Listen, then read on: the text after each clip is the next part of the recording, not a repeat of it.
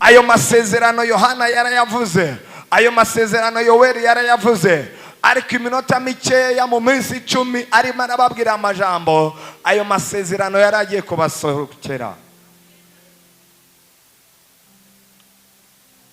Twagiye kuko Yohana yabatirisha amazi, ariko mweho mu minsi itari myinshi muzobatizwa muki? Muri mwemu waki? Mwemu yera. Next. Nuko baroranye baramubaza bati, mwami, iki gihe nicyo ugira ugarukana ingoma y'Abisirayeli? Question mark. No, ahubwo ni ingoma yanjye igiye kogera mu isi yose. Ubu ni Yesu ariko mvuga, ntago ari twebwe, ndavuga Yesu. Arabishura ati, si ibyanyu kumenya iminsi cyangwa ibihe Data yashinze n'ububasha bwiwe wenyine, ariko muzohabwa iki? Aha rero niho nshaka dutebe gatoya. Muzohabwa iki? Ariko muzohabwa ubushobozi mwemu yera niyakora iki? Natanguye mbigisha ikintu kivuga ngo kuvuga mu ndimi, naberetse kuki dukwiye kuvuga mu ndimi, kuki ukwiye kuvuga mu ndimi, kuki nkwiye kuvuga mu rurimi. Ijambo ry'Imana ribitwereka neza mu Bikorino ba mbere 14 umurongo wa 2. Havuga gute ku batari ngaha mu ndwe? Haravuga ngo uvuga ururimi rutamenyekana aba si abantu abwira, ahubwo abwira nde? Abwira Imana. Naje kukubwira, iyo umuntu atavuga ururimi rutamenyekana, atwa yarasigaye, atwa sinzi antikita ariko arabarizwamo, sinzi umwaka ariko arabarizwamo, umuntu atavuga ururimi rutamenyekana aracyari inyuma, aracyari kure, yarasigaye, baramusahuye, kubera yuko ururimi rutamenyekana ni uburenganzira bw'umwana w'Imana wese wavutse ubwa kabiri. Niba uzi ko wavutse ubwa kabiri, utegerezwa kuvuga ururimi rushyashya, ururimi rutamenyekana, ugatembesha mu rurimi, ukavuga mu rumenyekana, ukagaruka mu bwenge, ukajya mu mwemo. Bibiliya iravuga ngo iyo umuntu avuga ururimi rutamenyekana, si abantu abwira. Nakunze kumva abantu benshi akavuga ngo urumva jewe ivyo bintu, ariko uvuga ibintu bitamenyekana, ndi nkawe ngewe sinavuga ibintu bitamenyekana, negerezwa kuzabanza kubivuga kugira ngo bibanze kumenyekana. Usome Bibiliya yawe, Bibiliya iravuga ngo uvuga ururimi rutamenyekana si abantu abwira kuko batabyumva, ariko arabwira Imana kuko yo ibyumva. Arabwira Imana, na audience asaba. Jewe yo nanguye kuvuga ururimi rutamenyekana, na audience ndinda nsaba umwami, kubera ko amasengesho yanjye azamuka gutya directement. Bibiliya ivuga neza ngo uvuga ururimi rutamenyekana babwira Imana, kandi Imana iba yumva ibyo abayibwira. Iyo umuntu avuga ururimi rutamenyekana, directement amasengesho ye ku Mana, directement amasengesho yaragenda direct. Na secretary w'Imana azango urumva reka mbanze nyafate ndebe ibyo abwira Imana n'ibyo atabwira Imana. Nta vice president azango none vice Imana reka ndeba aya masengesho niba ari mibi cyangwa bitari byo, banze mbijyane ku Mana. Na audience hari audience direct, uzamuka gutya ukivuga, ugisemerera ururimi rushyashya, ni ikintu kidasanzwe. Ndifuriza ishengero ryose kuvuga ururimi rutamenyekana. Paulo aravuga mu bice 12 umurongo wa 5 ngo ariko I wish all of us speaking in tongues. Ndabifuriza mwese kuvuga ururimi rutamenyekana. Mwese nicyo mbasabira shengero ry'Imana. Ariko nanone iyo umuntu aruvuga akabandanya avuga ngo mwese ndabarusha kuvuga ururimi rutamenyekana, nicaye mu modoka mba mvuga ururimi rutamenyekana, ngenda mba mvuga ururimi rutamenyekana, njya muri ville mba mvuga ururimi rutamenyekana, nicara kuri moto mba mvuga ururimi rutamenyekana, ahantu hose mba mvuga ururimi rutamenyekana. Kubera ko ururimi rutamenyekana, jewe rwose niyo ngeze kuri moto ngira gutyo kuguru ntango kuvuga la bashita rabrika lendele mrak shatanga landa lambala. Uko nshiraho gutya mba natanguye, nkagenda gutya natanguye. Iyo ntari kumwe n'umuntu mba ndigo ndatemba mu rurimi rutamenyekana. Ndabifuriza kuvuga ururimi rutamenyekana. Akabandanya avuga ngo ngewe mbarusha kuvuga ururimi rutamenyekana. Umuntu yasenga mu rurimi rutamenyekana, umuntu yashima mu rurimi rutamenyekana, umuntu yaririmba mu rurimi rutamenyekana.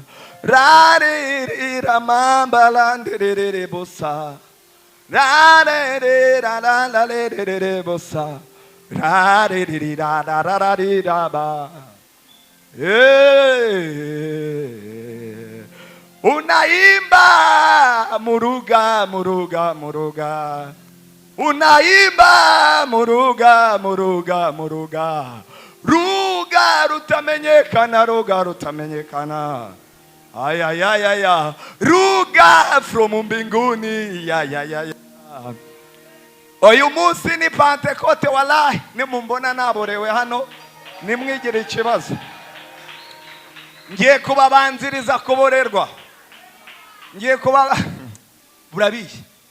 Ariko ubundi wobayeho ute namwe muye ubayeho ute we turi ko cyangwa ni turi ko ubayeho ute namwe mu vrema, namwe muyera ngo uzuzwe usengute uririmbute. Ya mwarasigaye abatavuge ndende barasigaye kanibandanyiriza. Ahavuga ngo umuntu ashobora guhimbaza mu rurimi rutamenyekana, umuntu ashobora kuririmba mu rurimi rutamenyekana, umuntu ashobora gutazira mu rurimi rutamenyekana, umuntu ashobora guhimbaza mu rurimi rutamenyekana, umuntu ashobora gusenga mu rurimi rutamenyekana. Umuntu yasenga mu rurimi agatembesha akavayo akajya mu byumvikana, akava mu byumvikana akagaruka mu bitumvikana, iby'abantu batumva ariko Imana yumva, akagaruka mu by'abantu bumva agasubira mu by'abantu batumva ariko Imana yumva. Kubera ko ngewe iyo nsenga sinkeneye ko umuntu abyumva, icyo nkeneye nuko data wo mu ijuru abyumva, icyo nkeneye nuko papa wa mbinguni anabisikia, icyo nkeneye nuko baba wa mbinguni anabisikia. Kama nabisikia hakuna problemu, nje nyeneye gusa abisikie tu na mie niendelee nibandanye kuombaomba. Lakini wewe urashaka jewe niba uracyazana mu bintu by'ubwenge. Natangwe mbabwira, iyo uzanye mu bintu by'ubwenge vrema ashi tujye gusenga mu kanya, ariko ndagusabye omere gutya.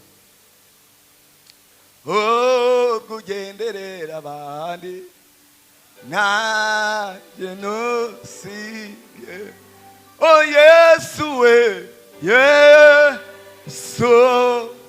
mukiza wanjye, wumva konganya ahubwo mwami ugenderera. Batanguye kuzivuga mwami wanjye, nanjye ntusige, unsige nzivuze mwami wanjye.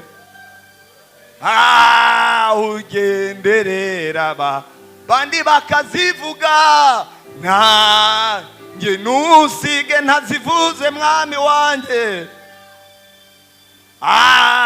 Ugenderera bandi mwami na ntusige. Yesu mukiza. Twagiye mu kanya ndashaka kumva abantu baririmba mu rurimi rutamenyekana, mu kanya ndashaka kumva abantu basenga mu rurimi rutamenyekana. Ibyo byari ibyo mu minsi mutari. Aravuga neza ngo muzohabwa ubushobozi mwe muyera niyakora iki? Muzoba ibyabo nabyo gukora iki? Reka mve kuri iri jambo, muzohabwa ubushobozi mwe muyera niya bazako. Ndatinda ngaho gato. Muzohabwa ubushobozi mwe muyera niya bazako. Ça signifie que mwemu yera egare ubushobozi. Ça signifie que aho mwemu yera yamanukiye egare ko hari ubushobozi. Bisigura ko without mwemu yera, sans mwemu yera, il n'y a pas la puissance. Il n'y a pas de power, the power of the Holy Spirit. Imbaraga za mwemu yera, ubushobozi bwa mwemu yera, iyo bwamanutse umuntu aba afise ubushobozi, umuntu agenda afise ubushobozi, umuntu yicara afise ubushobozi, umuntu ahagarara afise ubushobozi, umuntu asenga afise ubushobozi, umuntu asoma ijambo afise ubushobozi, umuntu yicara afise ubushobozi, umuntu agororoka afise ubushobozi, umuntu aririmba afise ubushobozi, umuntu abwiriza afise ubushobozi. Kubera ngo without Saint Esprit abantu ntacyo bavuga, abantu ntibahinduka. Haleluya, haleluya.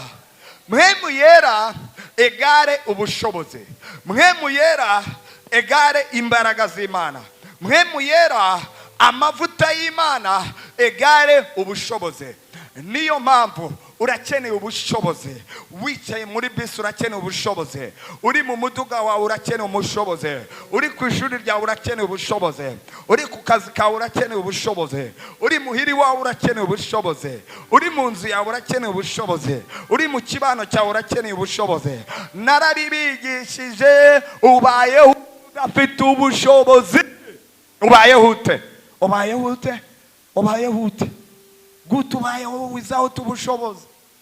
Barya abantu mukorana bo hari ahandi hano babanza kunyura. Tubayeho barya abantu mubana, mubanye n'abantu badashoboka, mubanye n'abantu buri gitondo ngaha babyuka mu mabarabara bavuga ngo bavuga byabo mu mabarabara.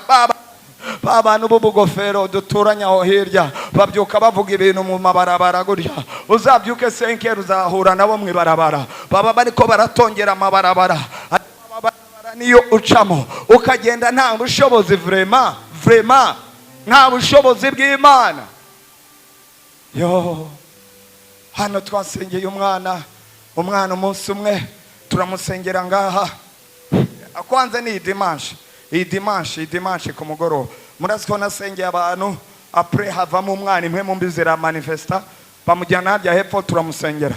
Turiko turamusengera imwe mu mbira tubwira ngo urumva yewe avuga izina ni umusiramu yari amurimo. Urumva avuga ngewe ndi umuntu yani wowe winjiye ushaka iki?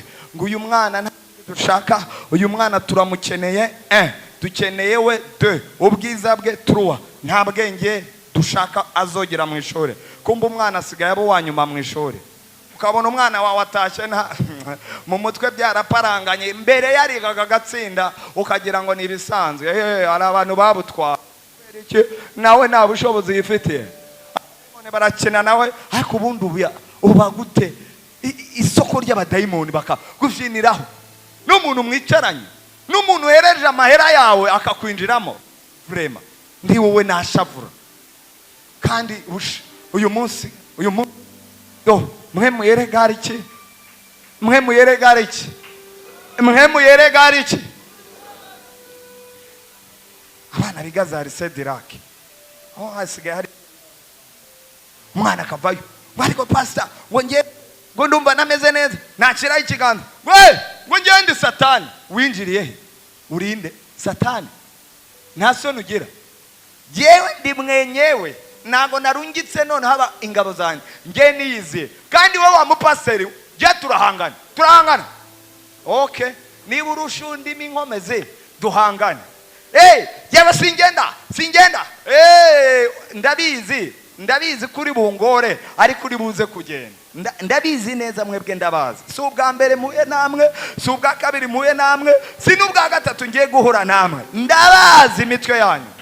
Tukamanza tukarwana isaha ya mbere ya kabiri, ariko tukarwana mvuga ngo yewe ndiko ndarwana intambara Yesu yarangije kera hashize imyaka 2000. Hashize imyaka 2000. Hashize 2000 ayihejeje iyo ntambara. Tugakirana ati genda kaza kugenda. Nareba umwana nkavuga without ubushobozi impamvu muri ko murakinishwa n'aba n'abariya, nta mbaraga, nta bushobozi. Haleluya. Mumeamini hageje muri pati amina kubwa. Nta bushobozi uraho uri umunyantege nke. Iyo tuvuze gusenga ubanza kwinamura gutya. Iyo twashyizeho isaha yo gusenga kandi uri ibibazo biruzuye, ariko uza irya saha irangiye, kandi irya saha twayishyiriyeho kugira ngo umuntu wese indwi yose bitambutse utari ngaha, uri muri gahunda zawe, uri mu bintu bitandukanye, uri muri za gahunda za zindi nawe tutazi, iyi saha tuyishyiraho kugira ngo umuntu wese amaze iyo ndwi yirukanka aze basajya imbere y'Imana, ayitura imitwaro, abohoke muri byose, abohoke mu mutwe, abohoke mu bugingo, abohoke mu mubiri, mbese yiyagure asuka umutima imbere y'Imana. Kubera rero nta bushobozi bwa Mpwemu Yera, urengera turangije ukanja ruwanje tanguye. Imagine wasaba ubwo bukristo vraiment budafise imbaraga. Satani iyi si ari we yiyoboye, iyi si niwe anajenga hii dunia yangu yake, anaijenga kabisa, anajenga hii dunia. Sasa weye ukabaho nta mbaraga.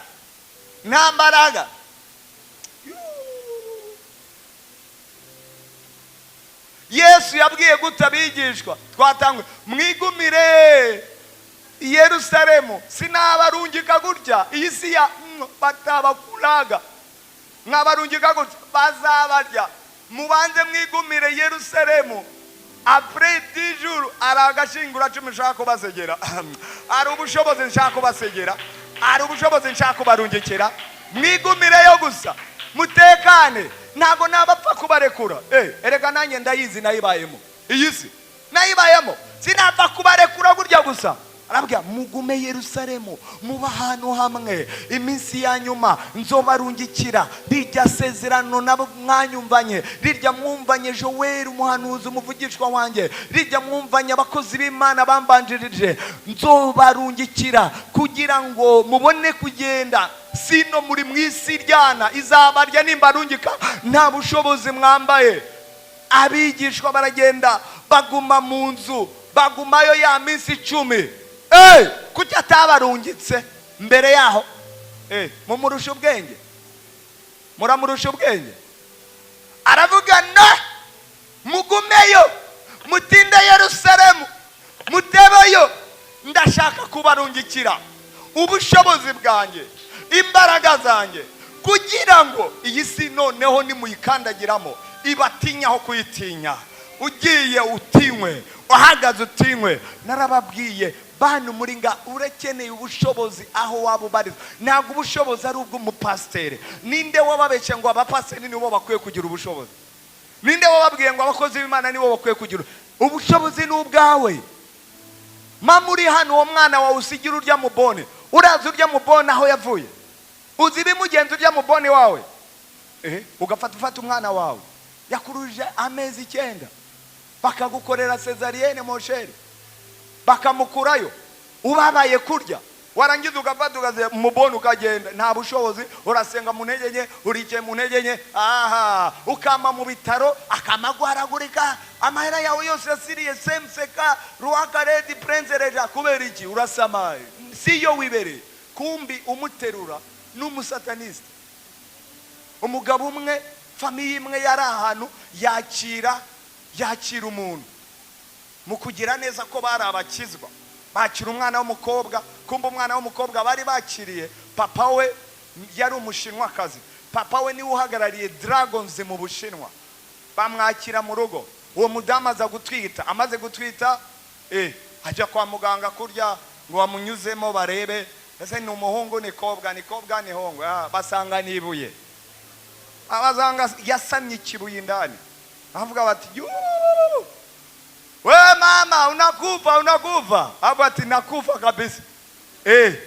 Arangije operation direct, ukajya mu bintu byo kusamara iryo buye, kandi rigenda rikura. Kurya umwana amezi agenda ashira, umwana agakura, niko n'ikibuye cyakoraga. Kumbi umukobwa batunze papa we ni drago. Nawe rero umuntu wese araje wakiriye wawe uzakira banzu baze mwemuyera uyu muntu muvugaho iki cyangwa se baho ubuzima bwambaye imbaraga kuko nubwo ngiye namutunga nzamunyura ihanjye hasi orinde ko ngiye nari nzi ko mbana n'umuntu umwe nkaba mbona muri benshi bite byawe orinde ariko nuko nzaba nambaye ubushobozi urajya umwana ugatereka wohereje umubone ukaza ku mugoroba nabo ukaza umwana yasinzire ejo ibicurane ejo umutwe ejo umuriro ukama muri ibyo kwa muganga. Hano hari umumama yaje kundeba arambwira yewe urumva nakiriye umuntu nakiriye kumbi yavuye ikuzimu. Umumama rero kubera ko nawe atazengaga aza kubibwirwa n'abandi bantu ku ruhande bamugatere gurya muntu wakiriye n'umuntu ikuzimu arisha toka kuzimu. Wewe unachumbikira muntu arisha toka kuzimu. Ko murabitwenga ariko byarukora. Aranje arambwira aza kuzundi munamo bwaturumba umukobwa wawe gurya na gurya yavuye yari umusataniste kumba umukobwa. Muhira rero ugatangwa kubona umugabo n'umugore n'imitwe kandi bari babanye neza. Umugabo akajyaza akabo madam we